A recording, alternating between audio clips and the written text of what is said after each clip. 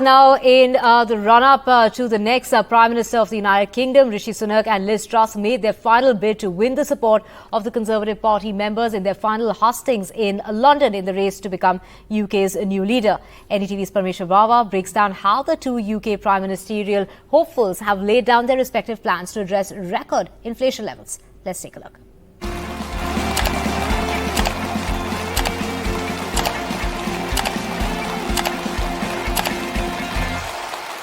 Rishi Sunak received the loudest cheers at the final face-off in London, but is not expected to get most of his party's votes to become the next Prime Minister of Britain.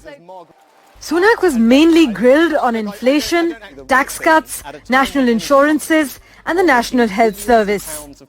I have the ability, I have the experience to safely steer us through the storms ahead. And my plan is the right plan to tackle inflation, to compassionately support those who most need our help, and to safeguard our children's economic inheritance, because as Margaret Thatcher and Nigel Lawson knew, maxing out the country's credit card is not right, it's not responsible, and it is certainly not conservative. I'd also cut taxes. We were wrong to raise national insurance. We said we wouldn't. We said we wouldn't. We said we wouldn't in our manifesto, and I believe in keeping your word. The bookies' odds and polls, however, do shed light on Tory members' unwillingness to back a non-white.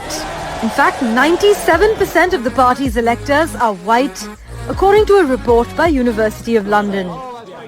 I wasn't born this way.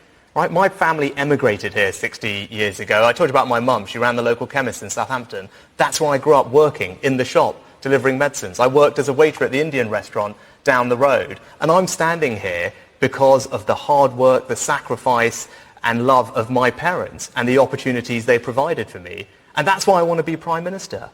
This as the UK government continues to be under growing pressure to announce further support to get households and businesses through the cost of living crisis after news that the energy price cap would rise by 80% in October.